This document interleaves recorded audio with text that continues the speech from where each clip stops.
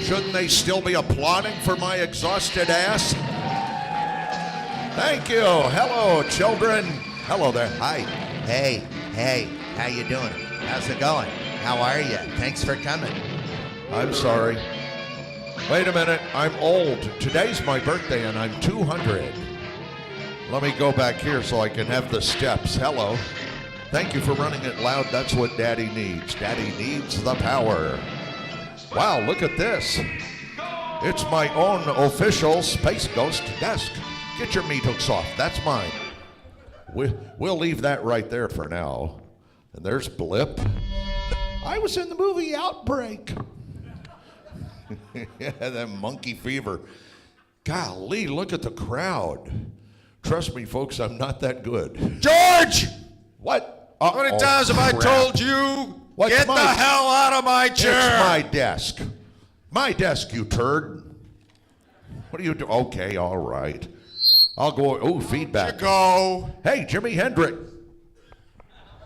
Sorry. What am I supposed to be on? What was this, like Merv Griffin? I sit 50 feet away on a couch? Ooh, that's Kay. Wait a minute. I hope this isn't the green room couch. We've all heard about that. Anybody got a black light? Look like Jackson Pollock had an accident. Come on, I'm ladies tired. and gentlemen, and welcome to Space Ghost Live. Well, you got something else? It's not working. Was that the phone ringing? Hit the button. What are you doing now? Something up there? Yeah, the button box was a great idea. I love this. It's awesome. There you Push it and nothing happens. That's great. I feel so secure up here now. Thanks, guys. I got This is you. awesome. I got you. All right. I got George you. Lowe, everybody. See, that's why I left the mic there and took this mic, so then you've got your mic when you threw me out. Yes, that's right. My desk. Did you guys see my machine in there on the stage? The beautiful job they did on my machine? Can you believe these guys? And all I had to do was buy them some roofies and a case of enema cream. It's unbelievable. No, they were very, very kind. My mom and I used to play that machine, and I'm a total goofball. But yeah, that was really wonderful. So, been pretty awesome today. Pretty great birthday. Yeah? 61. You know what that means. Yeah, that's right. Yes, that's the last time I'll hear a younger woman scream. That's pretty much, that ship has sailed. I only have stories of the past. Hey, remember that Playboy bunny that nearly killed you back in 98? Uh-huh. Blip, you got a deck of cards. Vitamin E! Vitamin E! I was like Peter Boyle screaming for vitamins. Booster shot! I'm just wallpaper. No dose. And if you could, a number 18 needle full of whatever numbing medicine you have. Thank you. Hi, Space Ghost. Hey, how you doing there, George? As I said on the show once, it's me, watching me, watching me, watching me, watching me. Well, there you go. How about that? I'll give you power now. I'll give you power of the show. Unless they'd like to have one more pleasant distraction and enjoy a favorite of mine, 6-second joke. I'll let you decide. 6-second joke and then begin? 6-second joke. Let's go for it. Okay, well, let me billboard it correctly. It's 6-second joke brought to you by Tongue Brothers Ball Game Wieners. They plump when you touch them. And now, who's got the time? We got a timer? Somebody going to be the official timer? Boy, I'm old and tired. I don't know if I can do it. I got to do it in 6 seconds. Somebody's got the time on it? Somebody? Okay, lady at the back. We got somebody in the back there. Is that a lady? I'm blind as a bat. Here we go. Guy goes to the doctor. The doctor says, you got to stop masturbating. The guy says, why? Doctor says, so I can examine you. Where'd we end up? 5'8"? 5'8", ladies and gentlemen. That 6-second joke brought to you by Pirates Lube. Get your vessel through the channel quicker with Pirates Lube, now in pillaging size. And by Panty Puddin'. Pour dry mix in airtight sandy pants and go for a stroll. In just 30 minutes, you've got savory panty pudding. Now in tapioca. I'm sorry, should I leave now? Oh, no, you're doing I'm sorry, fine. I apologize up front. This for makes this. my job easy. I just have to sit here. Just- That's right. All you got to do is put on the suit and That's it. stick the cucumber in there, and you're I'm off to just the here races. to look pretty. He said it's not a cucumber; it's a zucchini. And by the time he's done, it's a gherkin, ladies and gentlemen. Just 3 short days later. Okay, George, it's been nice having And you here. miracle You can go now. vinegar. You too can pickle items in your pants with Space Ghost's home pickling kit. Is that Cindy I'm offending over there? Cindy, I'm sorry. Ladies and gentlemen, would you put it together for my dear friend, the lovely, the effervescent Cindy Morgan, right there. You know her, you love her, you can't live without her. We've already had the talk about what voice people make, what movie stars make. The whole verse is Cindy has shoes that cost more than my home. God bless her. Okay, Space Ghost, I'm shutting up now.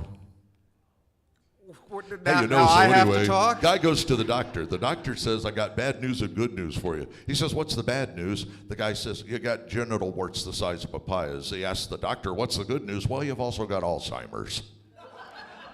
Horrible, horrible, awful cheap shot.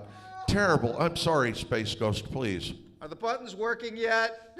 Testing the trap door. Nothing up there's working. The efficacy of the trap door must now come into play. All right. There's no way to diffuse this. My buttons are dead. Okay, what I else? could never be more famous than this, by the way. You ever notice how the real TV people sit? It's always that thing where you don't I look natural doing that? It's like when they put the back brace on FDR. It's like, okay, Mr. President, you're ready. Thank you, Phil. Fire bad. Sorry, shutting up. Oh, this is just wallpaper. I Keep think going. I just saw Uranus. I'm sorry. You love me. We have fun every time, don't Yes, we? yes, yes. Yes, you are. You'll be sad when I walk out and go back to bed. Huh? You'll be sad when I go home for the night. What else you got? What else? Oh, that's it. That's pretty much it. Yeah, that's it right now. By the way, some guy had retrofitted one of the urinals. I got 1.5 million points on it. 3 free trips tomorrow. See, he still has them. He'll just keep going. Just watch. Go ahead. How are you, buddy? I'm doing fine. No, it's all you. You have cards and everything. You were prepared. Yes, and- I have. You're I have prepared cards and for- professional. I have cards for everyone but you. We decided why even bother with cards? It's George Lowe, for Christ's sake. Isn't that right, Blip? Yes, even Blip agrees. We don't need. Oh, look, the monkey moves. Of course, the monkey moves. Oh, that's cute. He spent one too many an evening alone at home articulating his monkey. And it just keeps coming. Cindy, articulating his monkey. She can't wait to get the hell out of here. back to Boca Vista Grande or yeah. I'm sorry. Yes, sir. We're 15 minutes into it. I think I've had maybe 3 sentences. What you got there? And it keeps going. Here's another subtle. What are you trying to show me? That thing we talked about beforehand. The thing we is this where I leave now? You have something special The thing. for Space Ghost. Oh, yeah, the Space for Ghost. me? Oh, we're giving him a thing, aren't we? Yes. Because he's been so nice. Yes. And every year he does clean the suit, by the way. Unlike Dragon Con, where you're walking through there. Dragon Con, which I call 95,000 kids who smell like cup of soup. Our good friend, Cindy Morgan, as a way of letting you know how much we love you and your lovely Space Ghost tribute that you do every year. Here's the vivacious Cindy Morgan with a special presentation we're making to our beloved Space Ghost cosplayer, Thomas, who always gets the job done, by God. Cindy, do your thing. Do that voodoo you do so well. Does she need the appliance? Just for you. Oh, So you got nothing to work with, for God's sake. Nobody tells me anything. Here, you take this. Hi, Space Ghost. This is an award honoring Thomas Blasco and the Guardians of Justice, and it's really nice. Free Play, Florida. Look at how pretty. For you.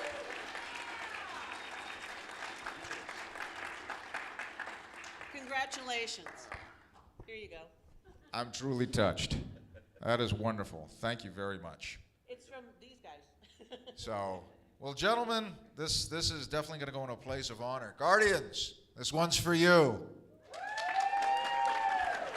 We'll put that right up there. All right, thank you very much, and we will see you in just a minute. Should I go away or No, you might as well just come on up. Just I don't go want to ahead and have a seat. next to George? You're already up here. Hi. No point in making you do the stairs more than once. Hi, George. Watch that hand, dude. Okay. I'm watching you. I've seen you before. By the way, what the hell is this? Where's my mug? Where's my Space Ghost mug? What, Batman? I'm not Batman. I want someone fired for this. Take this away. Get this out of here. All right, on with the show. Okay, so, well, we've all met Cindy Morgan here. Welcome to the show. Thank you. Thank you. Thank you for being here. Hi. So now, as we all know, we did have a guest slated, Bruce Boxleitner. So thoughts and prayers for the fires going out west and the safety of his family and everybody else involved out there. But we do have Cindy Morgan here today. Isn't that awesome? That's right. Give it up. Give it up. So now I know you've done a lot of interviews in your career. Have you ever been talking to you? interviewed by an intergalactic crime fighter? Say again? Have you ever been interviewed by an intergalactic crime fighter? Oh, yeah. Yeah? At least, no, I have not. Oh, okay. So I'm your first. Yes. All right. Awesome. Awesome. Reach around at Kennedy one year when we were looking for our luggage. Kind of an interview. I'm sorry. It was an examination, yes. Oh, okay. So now I understand that you have spent some time in cyberspace. So please tell us, what was it like starring in the movie Tron? It was nice. It was a very difficult job because, like this, I had no idea what was going on. Very similar in that respect, except there was nobody in the audience except for the suits from Disney who would come down once in a while and go, we need more money. And that would be it. I saw the guys once in a while. It was a large black sound stage. Everything was shot in black and white. So, yeah, I was gonna ask, because though it is a very colorful film, the majority of it was shot in black and white. Right. When I was there was literally nothing.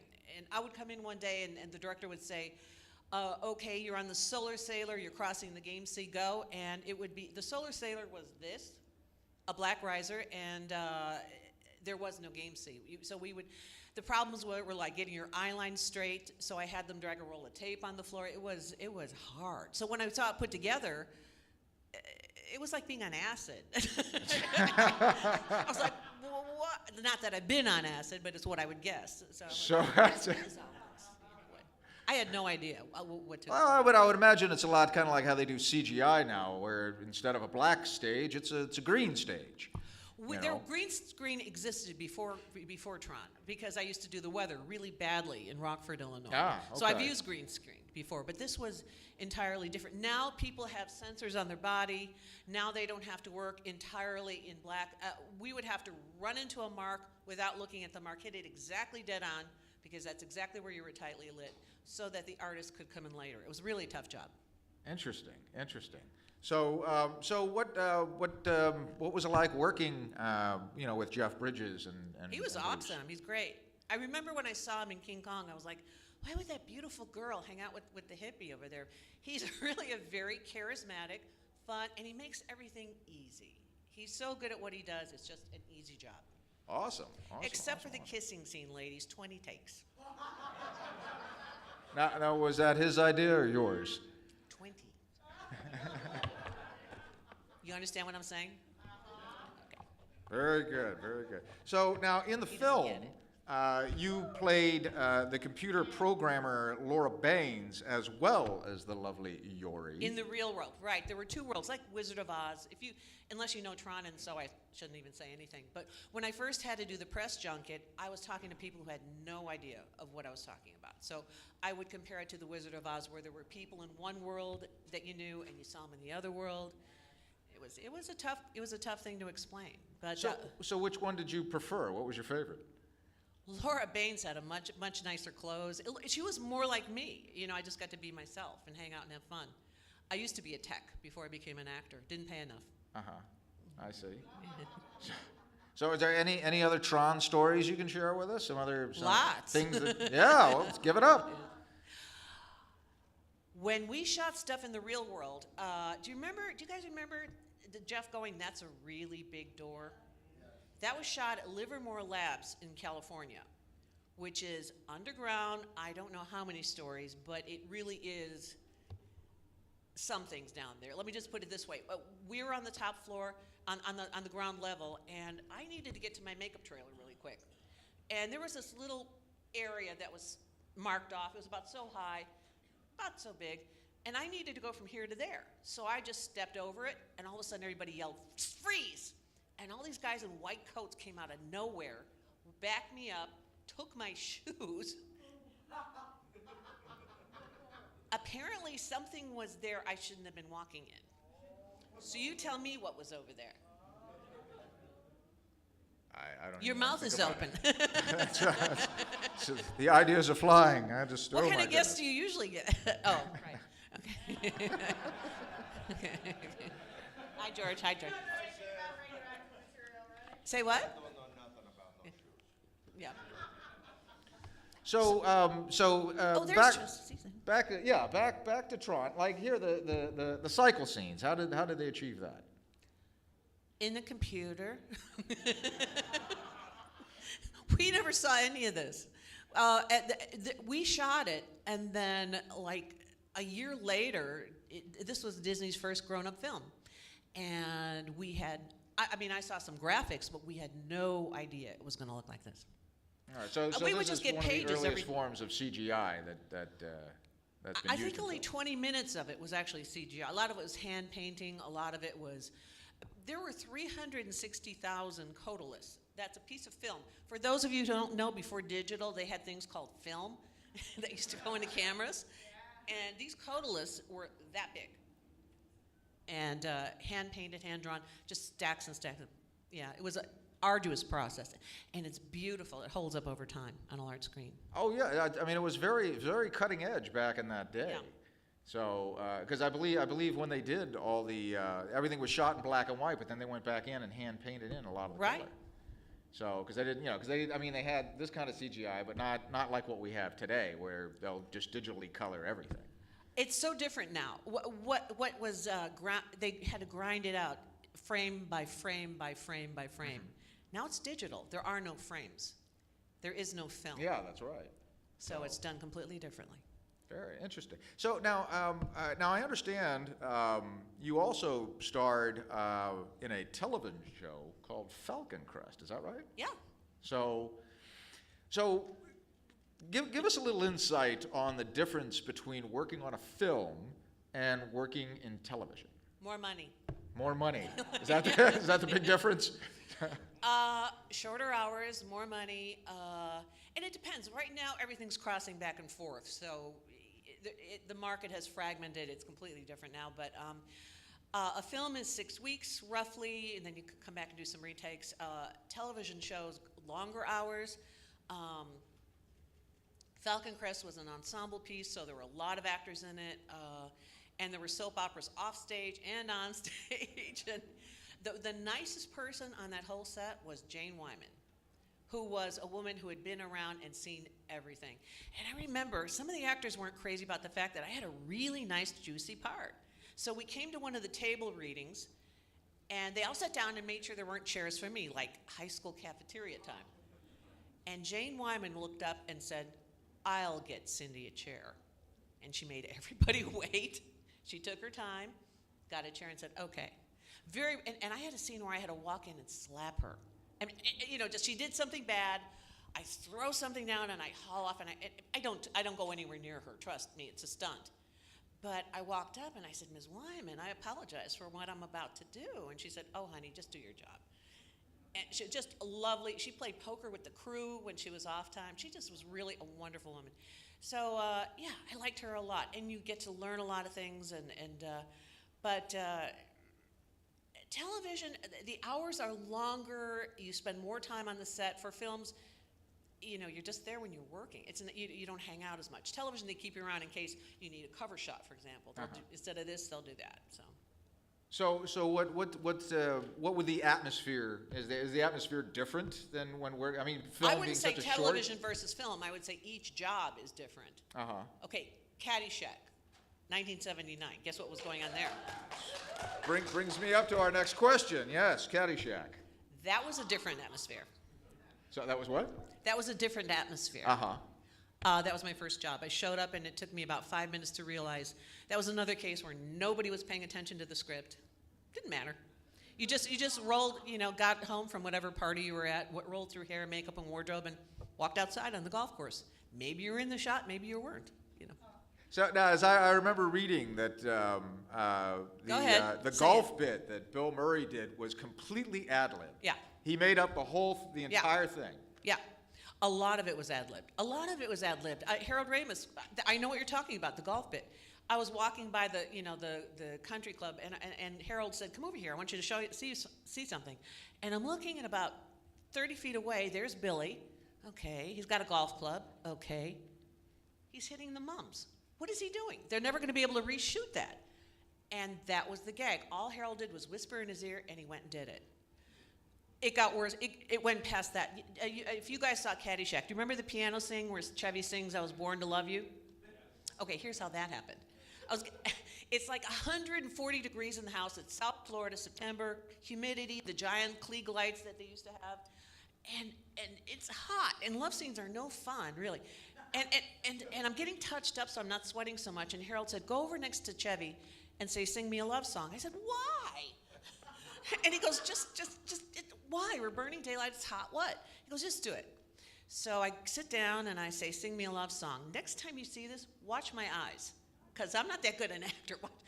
And I say, sing me a love song, and I'm looking, he snorts the salt, throws the tequila, and he launches into I was born to love you. And I'm like, what the hell? And out of the corner of my right eye, I see the damn camera light on. I said, they're filming this. That's how I knew we were shooting a scene. That's it. No warning. And you can see me laugh a little to myself, going, "All right, I'll play." And that was tequila. I took a shot, and I had a big wad of gum in my mouth, and I blew a bubble in his face, and that was the button on the scene. You can play with the big boys. You got to play rough. I can imagine. Well, so now in speaking of Caddyshack, what was it like working with so many huge comedic icons? 4 of them. Chevy, Billy, Ted, and Rodney. So who was the wildest? Are you kidding me? Rodney. Rodney. Yeah. He partied harder than anybody. So he's like that in real life. It's not just a persona. You didn't see on screen what was happening in real life. Yeah, no, Rodney had more fun than any of us. He had a really good time. Oh, that's awesome. But it was a unique experience that will never happen again. Believe me, insurance companies wouldn't have it. I've got pictures of them mining the golf course with gasoline. They were pumping raw gasoline into the ground. They took the people who owned the golf course, they sent them away somewhere. You can see this on the Biography Channel special. They send them to a party, and they're watching the news, and they're watching their golf course blow up. That's how they found out. And I've got like 1,700 behind-the-scenes images, and I'm looking really close, and I see, okay, there's 300 extras running toward camera to get FaceTime after this 3-story fireball, and I'm looking, and there's one actor who's not going anywhere, just looking at the smoke. And I'm looking real close, I'm like, who is that? It was me. I'm the only one who didn't give a rat's ass about the camera. They just blew up the goddamn golf course. And I could feel the impact. That was some impact. I mean, I've got pictures of tree limbs on fire blowing past camera. And they said, okay, and you could feel it. And they said, okay, you're going to come here tomorrow because we're going to paint it green and blow it up again. I said, no. They said, I said, you got 300 people here. You'll never see me. They said, oh, yeah, we will. You'll be right in the front. I said, okay. If I ever give you that okay, you know I'm lying. Because the next day I was on the other side of the golf course and I could still hear the impact. They blew it up again. And 300 extras running like crazy toward the camera. Okay, bye guys. Wow.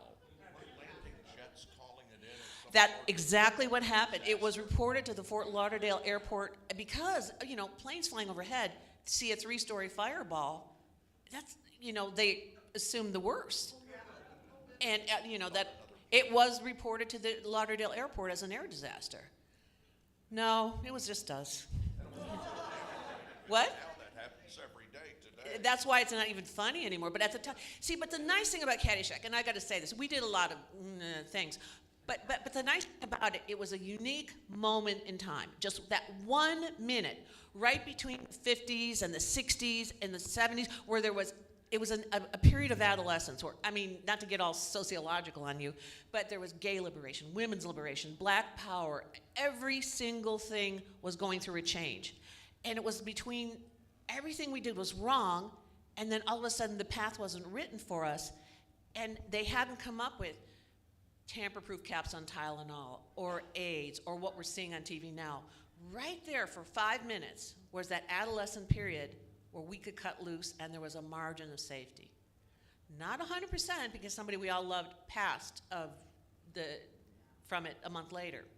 But we were able to have that freedom, and I think that's why people like it, because there was a lot of freedom, there was a lot of joy, and we really were having fun, and we were ad-libbing our...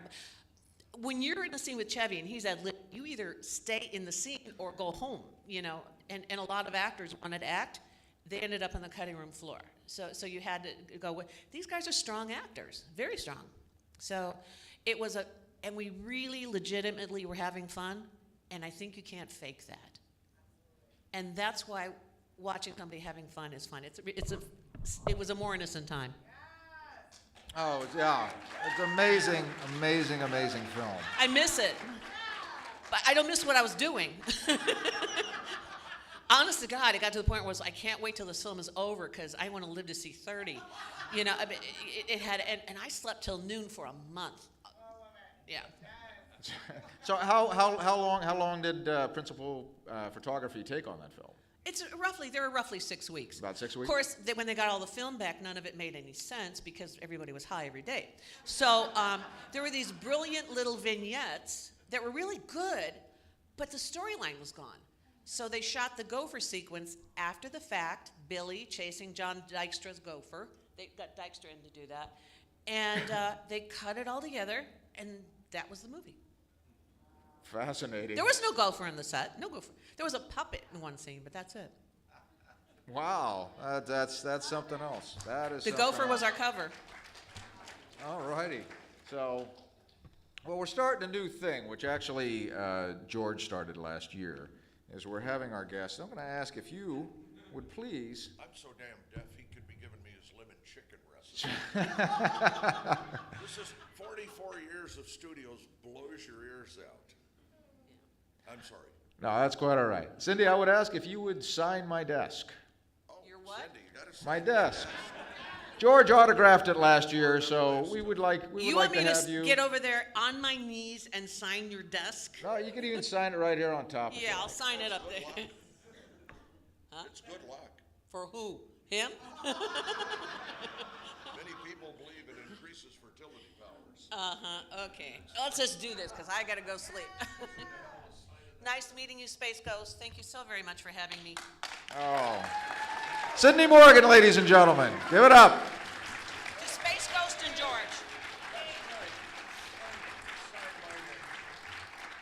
I gave him power of attorney at dinner, so Cindy and George. it's been an interesting day. There you go. Oh, Your thank you monkey's so got much. a stick up his butt. So,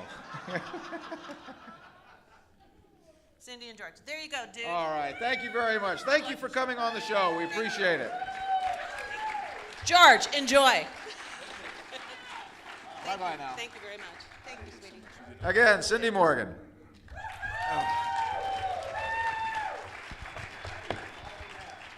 All righty. So you got anything else for me? Now to someone who's had no career, ladies and gentlemen. My God. Cindy, you're the best.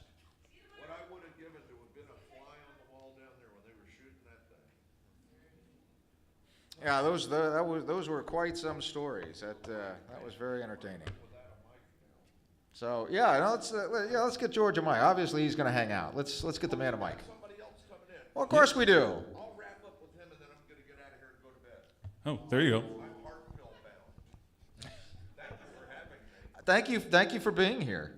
You're a great sport. I told her the first time I met her, I said, can I have a picture as a belated wedding gift? And she wrote wedding gift. That's awesome. George Lowe, everybody. Thank you, pal. See you soon. It's tipping. That's a look. The safety's on. Doggone it. Actually made. This is actually a grouping of Clay Croker's kidney stones that we put together in one beautiful trophy. Thank you. All right, you get back safely, George. Okay. On with the show. Oh, wow. The floor is finally mine. I'm drawing a blank. I have it all to myself. It's mine. It's all mine. All right. Our next guest was the creator of the one and the only Q*bert. Let's give it up for Warren Davis. Hello. Greetings. Come on over and have a seat. I'll just walk all the way over here. Well, welcome to the show, Warren. Can I Yes, call thank Warren? you. What a lovely crowd. Wow, hey, check out that balcony. Amazing. Oh, hey.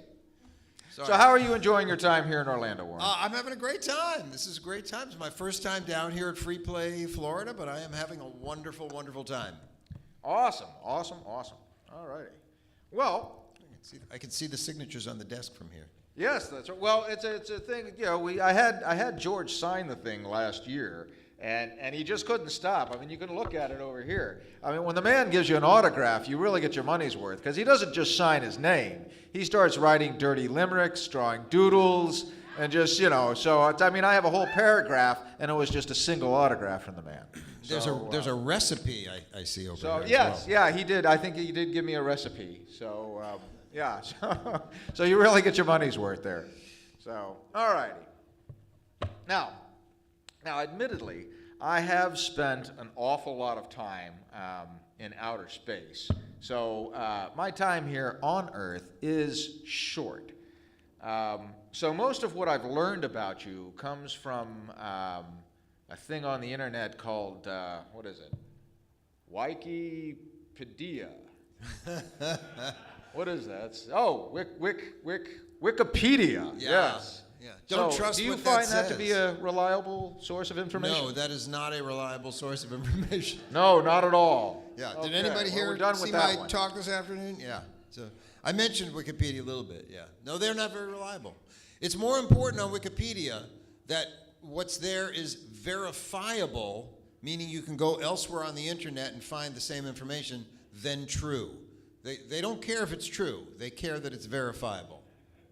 Ah, okay. Yeah. I see. All right. So, But now- go ahead. Tell me what you heard from them. So, well, considering it's not all that accurate. We won't go into it because No, this is I mean, it might well, be the partially show's rated accurate. G, so I really can't cover that. Anyway, I'm kidding. Being from outer space, I have covered a lot of ground. I've seen a lot of crazy characters, a lot of interesting aliens, but I have yet to ever come across anything as a Q*bert. I mean, it looks like a fuzzy car horn with legs. What exactly is a Q*bert? Well, a Q*bert is a Q*bert. I mean, it's self-defining. First of all, I got to mention that I did not create the design of the character. That honor goes to my collaborator on the game, Jeff Lee.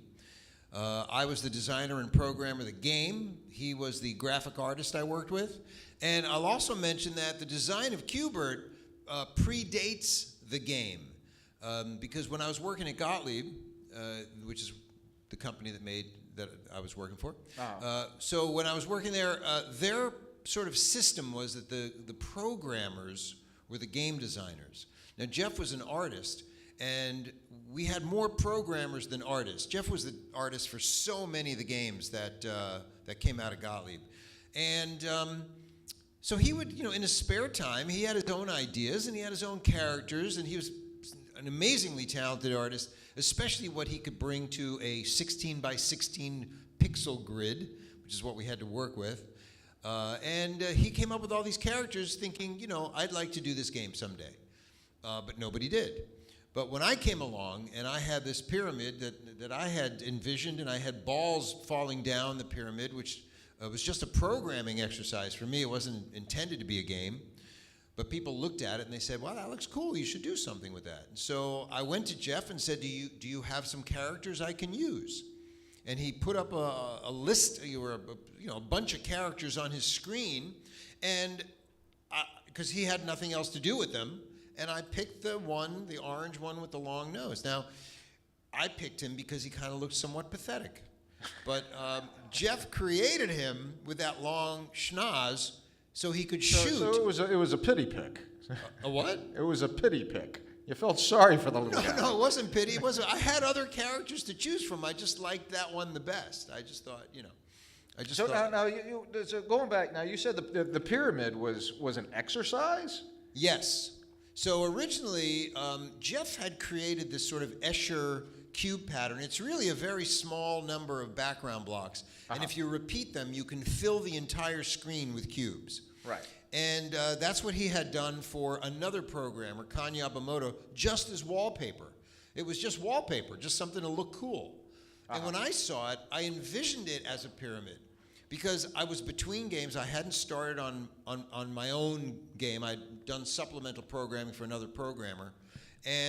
But it was like, okay, now it's time for you to make a game. And I saw that and I thought, well, I envisioned that if a ball fell on the top cube, it would have one of two ways to fall. And that's binary. And, programmers like binary. And I said I could teach myself randomness, and the balls would fall with gravity, so I would teach myself gravity. So it was a programming exercise for me. That's all it was. Awesome. The gentleman that created him, what's his name again? Jeff Lee? Jeff Lee. So he created the character of Q*bert, Correct. which you picked out of a lineup. Basically, that's exactly right. Yes. And so where did it go from there? So you have the pyramid, you have Q*bert. What's the next move? So I had the pyramid and the balls falling first. And then I had to add Q*bert. It wasn't called Q*bert then, but I had to add a character that the player could control. And then the next thing was, the player's running around and the balls are falling. I got to make the player avoid the balls, so I had to add collision detection. And then the next thing was, we have to have an enemy chasing him. So we had another, again, the character created by Jeff, Coily. It was a snake that chased after Q*bert. We got applause for Coily? That's awesome. Sweet. All right. Good. People with too much time on their hands. Totally kidding. That explains this entire convention.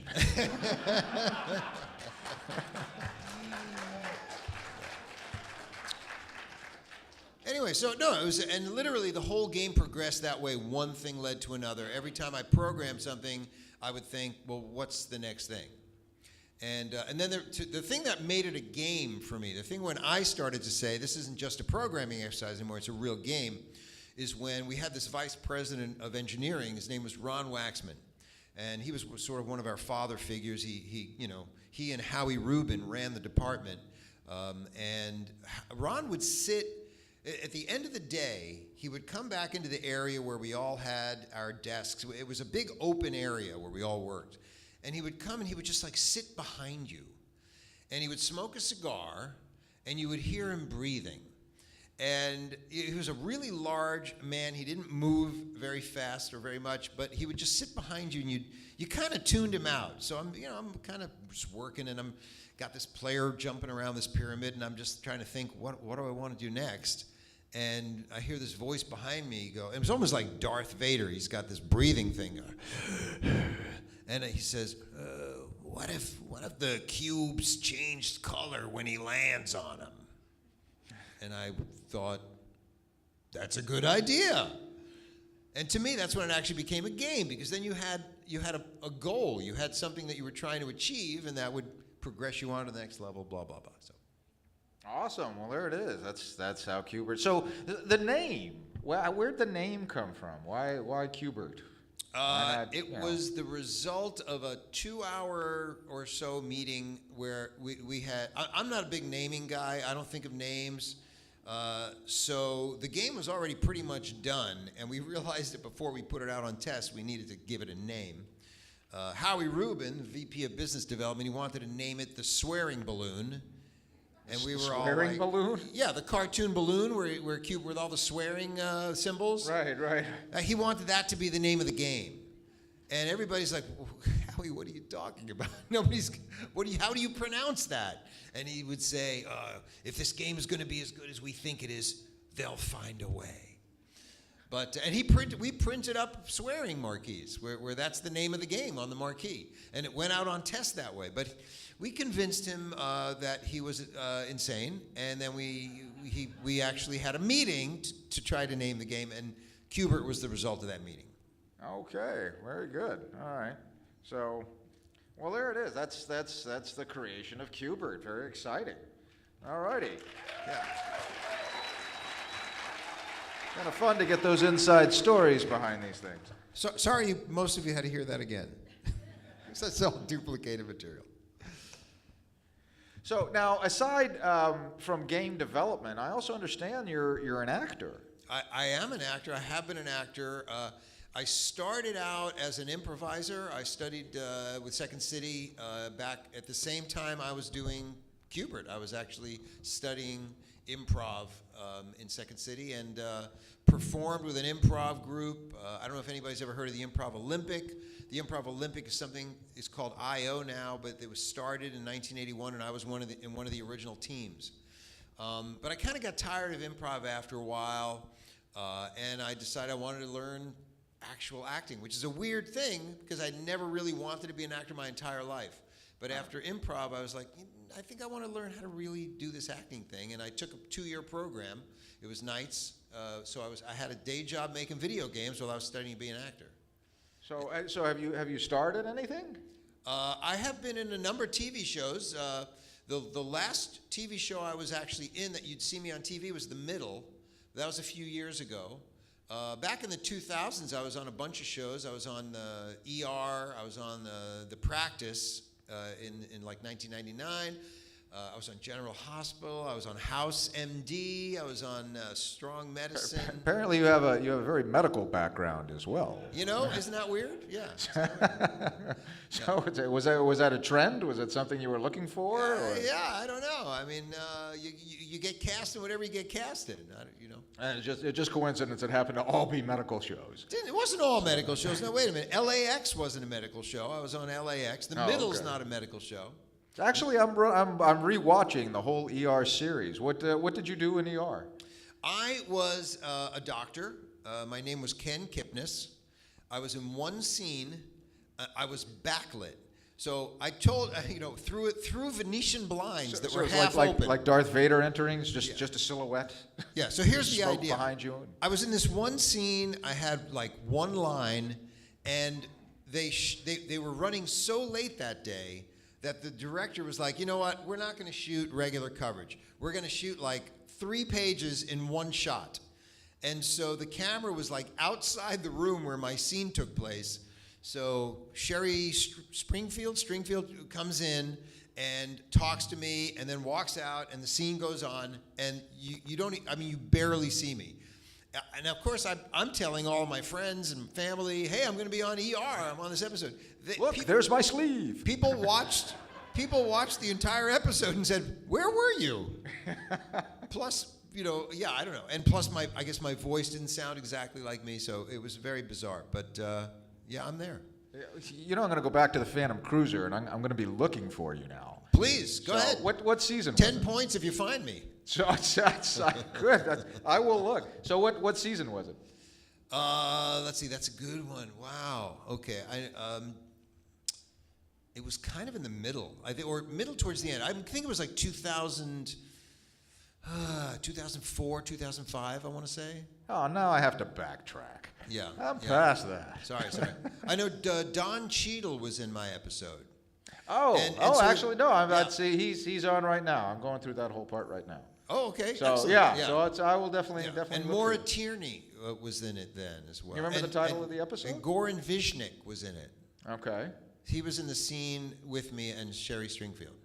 Very good. Very Yeah. good. Do you remember the title of the episode? Walk Like a Man. Walk Like a Man. I believe it was Walk Like a Man. Or, yeah, I hope I'm not confusing that with another show.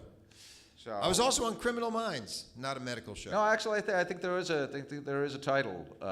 Walk Like a Man. On Yeah, there. then 'Cause that's the I'm one. going through it. It's on Hulu. So if anyone's curious and wants to look for Warren, there you Yeah. go. I mean, you can go to IMDb. Does everybody know IMDb? And look up Warren Davis. I think I'm Warren Davis number 3. I'm the only Warren Davis I think that has a photo, and you can see all of my TV credits. Clearly, he's looked himself up. So this is where it's not Wikipedia. He's getting all his information from IMDb. Yeah. So. But the thing you haven't mentioned, what I feel is like my biggest contribution in the video game world is my digitizing work. Oh, by all means, elaborate. Because I created the digitizing system that was used for Mortal Kombat, NBA Jam. It was also used. Oh, thank you. There you go. Yeah, give it up. Give it up. Yeah. Narc,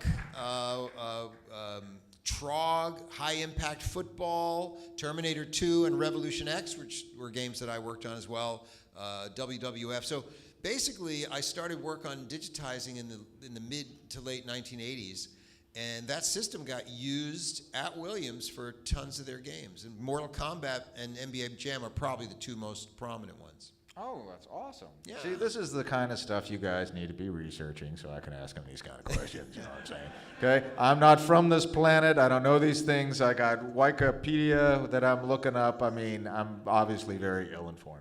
But it's good, it's good to learn these things when you come down to the planet. You can find other sources of information. And So by the way, what would be a reliable source of information next time I'm flying this way? just not Wikipedia.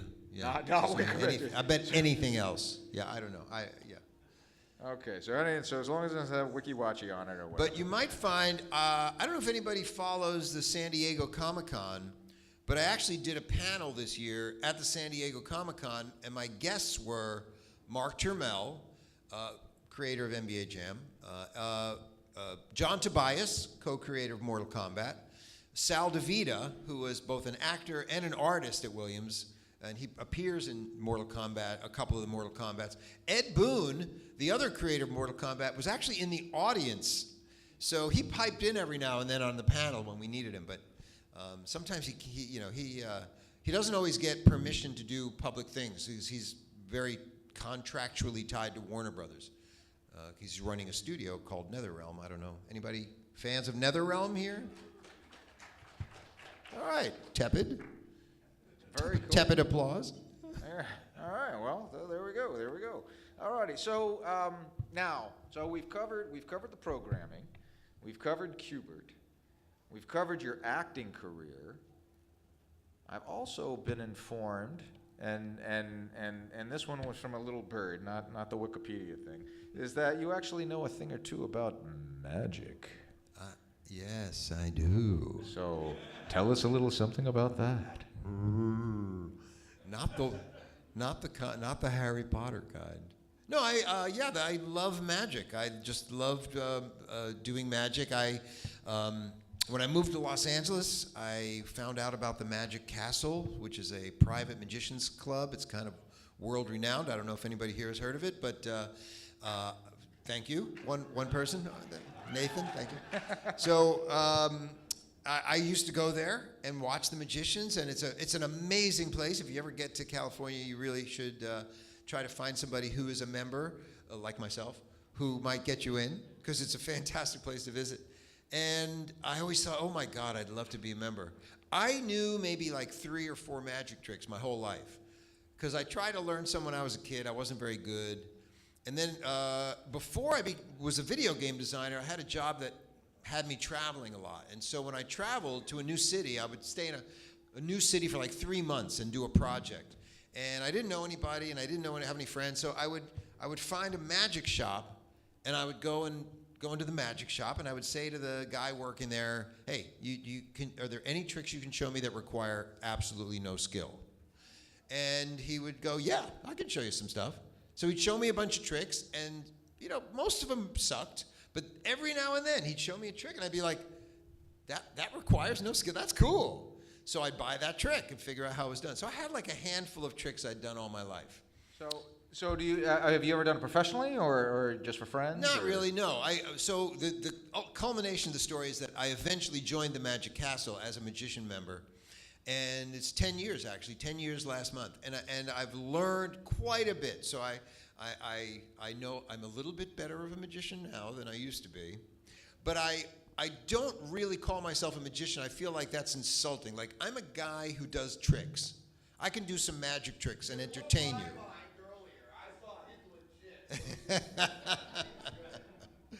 But to me, a magician is, because I've learned a lot about the art of being a magician and putting an act together and putting a flow and building excitement and building disbelief. So I really appreciate the art of magic quite a bit, but maybe I'm still working towards it. So maybe in a couple of years I'll be able to call myself a magician. Okay. Well, now obviously I couldn't bring, I don't want to put you on the spot, but actually I kind of do. I don't suppose you have any trick that you could do here now? Oh, I'll do something for you. All right, give it up. Let's see what you got. Simple thing. Hopefully it's not too hard to see. All right, I got a ring on my finger. You can examine that. It's a normal, everyday ring. It's not a fake ring, Yep. right? No, it's a real ring. All right, everybody, I want you to keep your eyes on the ring. Can you see the ring? I know some of you are far away. I apologize, okay? Keep your eyes on the ring, okay?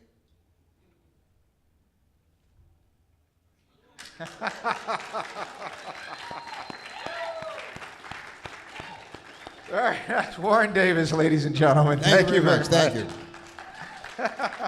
Thank you very much. Quick with a trick. That's right. Okay. Oh, and also, I can make my dignity disappear. I think I did that one for you. So, well, as we do with all our guests, I would like to ask if you would sign my desk. I will. But where? That rhymed. It's very Seussical. Where? Anywhere you like. I feel like, should Except I just on the monkey. take up this whole space? Oh, Jesus. This goes on my ship, you know. Here you go. Okay, I got to write a little note to you. Oh, look at this. I'm getting a private note. Can't see what he's writing, but it says a rated G show, just, in case you're doodling something. It's like George Lowe. He just won't stop. He's just doodling, drawing. So another recipe? All right. All right, that's it. Can you guys, Warren Davis, can you ladies and see it? gentlemen. Thank you so much, sir. Thank you. Thank you for coming. My pleasure. Thank you, Space Ghost. Okay. There we have it. All righty. Well, we're cooking right along. What do you say there, Blip? So, all right. Now, my next guest is a wacky individual. So let's give it up for James Rolfe. James Rolfe, ladies and gentlemen. Being hand-delivered by Keith Apicary. All right. There you go. You never know what's going to happen on this show. You really don't. Very graceful, Keith. Thank you. You broke my guest. That's awesome. So, didn't think you would need hazard pay, did you, James? All right. Thank you. That's wonderful to see you again. All righty. So, didn't think you'd need hazard pay for this, did you? Oh boy. Well, welcome to the show. I don't know if you're just relaxed or if you just can't move. I think I'm here. I'll just stay here. So, I'll okay, stay just this way. chill, man. Just Yeah, relax, why kick not? back, Yeah. enjoy yourself. So, greetings. So, how are you enjoying the con, by the way? Oh, great. Yeah, it's been awesome. All right. Yeah. Good. So, how do you feel about this whole thing? Oh, good. Yeah, it's been it's been real relaxed. It's been the ideal crowd. Everything's been perfect. So it is a lot of fun, isn't it? This is a fun con to come to, isn't it? That's it. Give it up for the con. These guys do an incredible job. They really knock themselves out. So, well, you haven't slept in like what, 36 hours or something like that? So it's, yeah, I saw a post where you're just serving booberry to everybody. It just goes on, you know. That was at 3 in the morning that I was serving people blueberries. You had like 1 a.m. ghost stories, and so, you got some booberry? Yeah, let's pass out the booberry. So booberry for everyone. Okay. So, James, Yeah. you are known as the angry video game nerd. So what makes you so angry? Oh, just video games. That's all. Wow, this is going to be a short interview. Yeah, there you go. That's great, James Rolfe, everybody. Thank you for coming. There you go. Here's the pen. You can autograph the desk. Let's get the hell out of here. I'm done. All right. So just video games. What is it about the video games that set you off? Let's see. Well, just the ones that are really frustrating. I find it when it's like the 20th time I have to go in and kick Bane's ass again Yeah. when I'm playing Arkham Asylum. Yeah. I'll admit that makes me pretty damn angry. It's me and Jace, we actually start shouting at one another when we play that stupid thing. So, and then we come right back to it, and then we talk about it. So it's like we have therapy or something. Oh, so I'm short on my buttons here. Now the buttons There are we working. go. Yeah. So I understand that you have a pretty extensive video game collection. Didn't learn that one on Wikipedia. Got that from another source. By the way. So when did you first start collecting video games? Oh, let's see. Some of them very few of them I still own from my childhood. But I started collecting them again really when the show started. It was kind of just... Are you assaulting Bugs Bunny here? yeah. Oh my goodness. I thought it was just video games. That's what. No animals were harmed in the filming of this Yes. production. Yes. But apparently the actor underneath that costume certainly has a headache. Yeah, So, there you go. all right, anyway, so you started collecting. And so when the show started, it just became a necessity that, I needed to own the games. So I would start, I would get them on eBay. But then people would start sending me games in later. So it would be donations like, hey, this game really, really sucks. You got to play it. So it'd be like that kind of thing.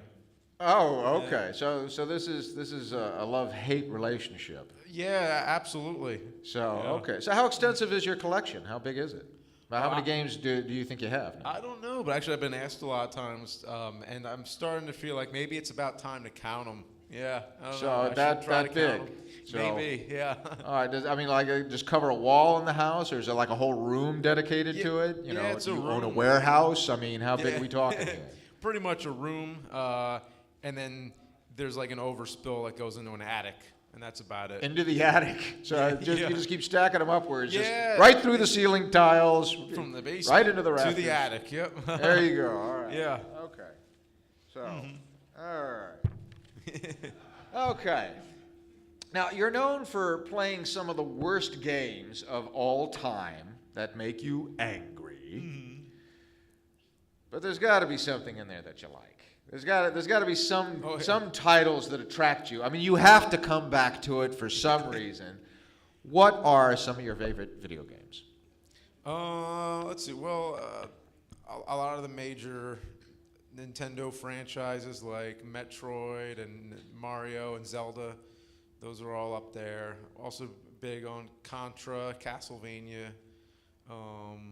So really, it's like it's really just looking for the worst on purpose in a way.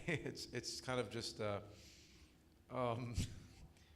yeah, I don't know. I'm just I don't know. I gotta say, for an angry video nerd, you seem to be like the most laid back, mellow guy I think I've ever had up here. So, is there a reason for that? Are you just that spent? Was it that angry of a day today? Yeah, no, it's just. I mean, I guess that's what acting is. You like to pretend to be somebody you're not, and also it's a very I don't know, like healthy. I wouldn't know anything about that. Oh. I have no idea what you're talking about. This is who I am. Yeah, and I guess it's a very therapeutic way to get rid of negative energy. It's like, okay, well, yell at the game, curse at the game, flip it off, and the game doesn't care. It's just, yeah. As I said. Okay. Now, well, I guess aside from the video games, I understand you're really into film as well. Yeah. So, what's your? I mean, I like films myself. I'm big into films. So, Oh, cool. what's your favorite genre? What kind of films do you gravitate towards? Oh, I guess Or do they make you angry too? Oh yeah, no, they not really. But monsters. I think I'm just big on monster movies. Monsters. I think it was King Kong, the original King Kong, that really inspired me to make movies. Because it's like, I don't know, movies are just built on just make believe. So and it's like a movie that takes place in the fantasy world. It's like. Now we have like 4 different versions of Kong out there now. Which one Yeah. are we talking here? First one? Oh, or- original. The yeah. original Yeah. black and white with the stop motion. Yeah. Yeah. Oh, I love that film. That's Yeah. that's an awesome one. Uh-huh. That's an awesome one. Yeah, absolutely. Yeah. So yeah, when I had my first space cruiser, it was pedal powered, and I used to sit around and watch King Kong. I love King Kong. So what are some of your other favorites? Let's see. There's a comedy called "It's a Mad, Mad, Mad, Mad World." At the time, That one's terrific. Yeah. So Yeah. let's give an applaud for that. That's a heck of a fun. That's an all-star cast. That has Yeah. just everybody in it. yeah, at that time, like anybody who was famous in the early '60s was in that movie, and it was mostly like people who were like stand-up comedians or television stars. Oh, you had old silent film stars. Buster Keaton Yeah. was in it, Yeah. and then you had all the vaudevillians Mm-hmm. that were in it. Yes, I think it was like what were some of the names? Yeah, Mickey Rooney. You had Sid Caesar, I think, was yeah. also in it. Mm-hmm. So yeah, Mickey Rooney, Yeah, and Jonathan Buddy Rhys. Hackett, and, Yeah. just a plethora of people. Yeah. Ethel Merman. Mm-hmm. So yeah, Yeah. that was one of the most side-splitting films that I saw as a child. That was awesome. Yeah. Yeah, me too. Yeah, it's a funny movie. It's just really funny. Anytime I see it, it makes me laugh and just. So is your film collection as extensive as your game collection? Yeah, I would say it's comparable. Yeah, I'd say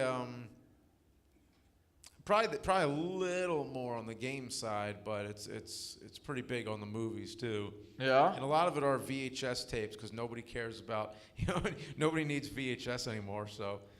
For as high-tech as the Space Cruiser is, I do have a very extensive VHS. Of course, the thing is, I don't have any more VCRs. This really blows. Oh yeah. Yes, we got one back there. Yes, VHS. So we're going around all the thrift stores trying to find all the old VHS players because they're all dying out. It's a dead technology. Yeah, but one day Laserdisc is going to take over. Yeah. So I've heard. Yeah. I think they're using them to play frisbee golf now. Yeah. Yeah. So, since you're into giant monsters, again, they're doing the remake of King Kong versus Godzilla. Oh, yeah. What's your take on that? Who's going to be the victor? Oh, I don't know, but I hope there is a victor instead of it just being like a tie, how it always is. But I'm glad they're doing it actually because of all remakes, I think that movie kind of actually deserves a remake. Oh, it because- does. No, it's Yeah. actually the original. The original had 2 endings. Yeah. So well, when they did the original, it was by the Toho company that did all the Godzilla movies, and when they did a different version when they released it in the United States. I actually So in found Japan, Godzilla won, and in the American dubbed version, King Kong won. unfortunately, I found out that there's no truth in that because I thought that too. Really? And I looked into it. It was a myth. Like there was no. Warren was right. Wikipedia's crap. Yeah, but there is one difference though. I think at the very, very end, instead of just hearing Kong roar, you hear them both roar. That's the only difference. So it's a sound thing. Yeah, that's okay. it. Yeah, but I think it was like Forey Ackerman who started spreading that around, or like some of the old like famous monsters magazines. Oh, so that was an old. That urban might have legend. been, yeah, maybe, because I read about it in the one of the old Crestwood House books by Ian Thorne.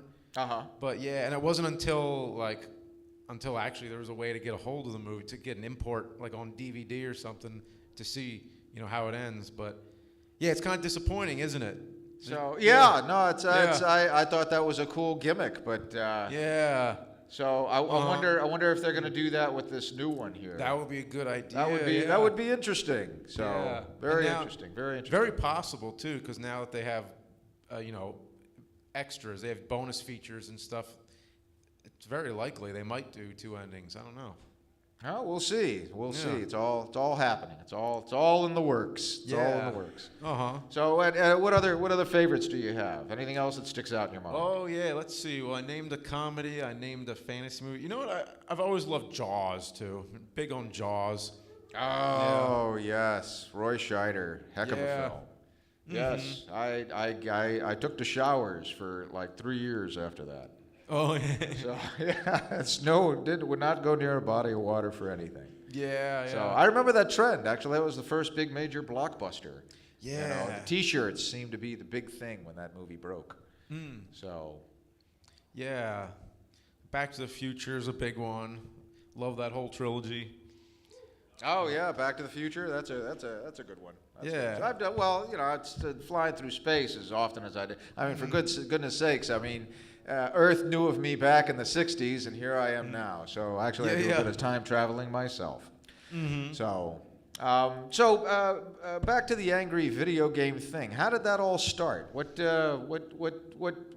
got you into being the angry celebrity video nerd? Oh, you take a game console, you take a game controller, and then you take a case of beer, and then there you go. You got the angry video game nerd.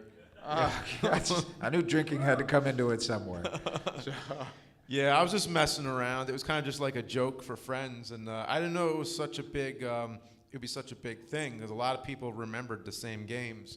So, well, apparently you have a following now. Yeah. So it's cool. Yeah, it's awesome. Yeah. Yeah, there you go. Yeah. Yeah, because it was just meant to just have a good laugh. So I hope you all had a good laugh. There you go. All right. Well, let's open it up to the floor. Anyone here have a question for James? Anything at all? Favorite color? If you were a tree? Yes, we got a question over here. Oh yeah. Okay. All right. Why are we beating up the rabbit? I don't know, breaking and entering maybe. So you breaking and entering, or the rabbit? Bugs Bunny. Bugs Bunny shows up in my room. I'm like, oh hey, it's Bugs Bunny, yay! And then I go over and I just start punching him. Yeah. I think it was really just. Bugs Bunny shows up in my room. I interview him. So what's it Yeah, like yeah, working with exactly. Daffy all those years? So is he like a real prick or what? Yeah. Yeah. Well, I don't think the ending of that video is definitely a discussion. Okay. All right. So what else can you tell us about? Oh, here we got a question here. I was just curious. You did a video, I believe, of Super Mario Bros. Movie. Is that right? What movie? The Super Mario Bros. Movie. Oh yeah, yeah. Don't you think that like the Super Mario Bros. Movie is like the movie that Blade Runner should have been? Like just Yeah, I think it was the same production designer, right? As same set designer, North Carolina. Yeah. yeah. If you took the Mario concept out of it, just as a movie. Yeah, I mean, it kind of does hold up with a lot of the, I don't know, those 90s aesthetics. Blade Runner was 80s, but like some of that, the aesthetics of Blade Runner, like the influence of Blade Runner has gone on into the 90s, and this was definitely like something in that vein. But I don't know, yeah, it just didn't, everybody went into it like, okay, this is the Mario movie, this is the first video game movie. And Oh, we're talking about the live action film that was yeah. done. Uh-huh. Yeah, that didn't really seem to resemble the game at No. all. No. I think it had the same name. Was pretty much about the Yeah. similarities between the two. That was about it, yeah. It And, was such and a- that spring automated jumpy thing that they strapped to their legs. That was just Oh, weird. yeah. That was Yeah, it's yeah. a strange film. Yeah, and it was such a big deal though at the time because it was the first video game adaptation, and I think that was the only reason. As a kid, seeing it then, I was like, I excused all that, but then you go into a period where it's like, oh, okay, well that movie sucked because it had nothing to do with the game. But now we are kind of coming into a period where there's starting to be a growing appreciation for the good merits that it does have. So it is kind of interesting how over the years and decades, you start to look at something a different Well, it's way. like they said in Indiana Jones. You take this pocket watch, it's worth nothing. Bury it in the sand for 100 years, and then it's worth everything. So Yeah. the movie's just old enough now to be interesting. Yeah, exactly. Uh-huh. Any other question? We'll take another question. Yes. I've got a question about arcade, the movie Pixels. Do you like the movie Pixels? And also, is there any adaptations of a cabinet that you really like that was translated into a cartridge? The first one was about pixels. This may sound funny. I'm actually trying to remember if I've seen it or not. I actually have no recollection. I definitely didn't see it in the theaters. I didn't see it when it came out. I've heard so much talk about it. I might have watched it out of curiosity one time, like VOD, but I don't have any real impression of it or memory. And that's the way it is now. Like my memory is just shot. Like I don't really like. It's very hard for something to make an impression on me now. It has to be really good or really, really bad. I don't think it was neither. So, yeah. Is there any arcade cabinets that were ported into cartridges that you like to play? Because it seems like most of the stuff are originals that you play. Is there a game that was adapted from an arcade? Yeah, like Hero Bird or what? Oh yeah, yeah. Asteroids or Oh, like one that's my favorite. yeah, any that you Okay, yeah. I think Turtles in Time. Yeah, that might be my that off the top of my head. Yeah. We'll get a shout out for that one. Yeah. All right, very good. We got time. One more question. You, sir. When's the next season of Board Games? It's funny, I keep getting asked that no matter how many times I post a video saying that it's not happening. But it's like I ended it so hard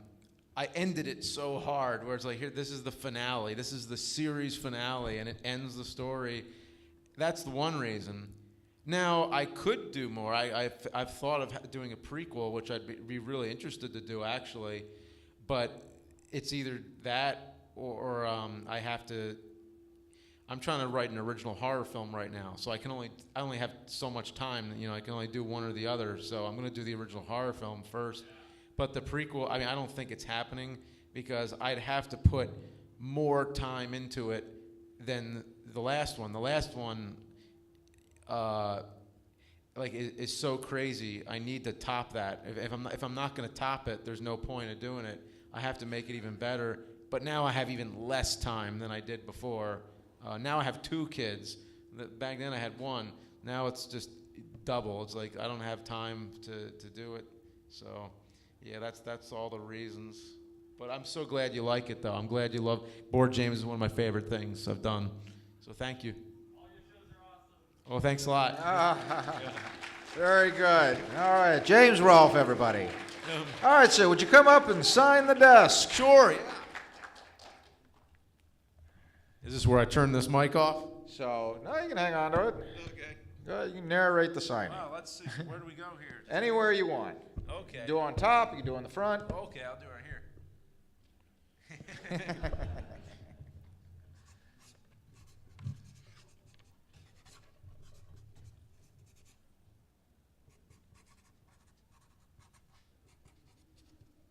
All right. Awesome. All right, James Rolfe, everybody, give it up. Thank you very much. All right, thank you so much for coming. Thank you. All right, okay. Well, that's it, ladies and gentlemen. I am Space Ghost. Thank you for coming to Space Ghost Live, and we will see you next year.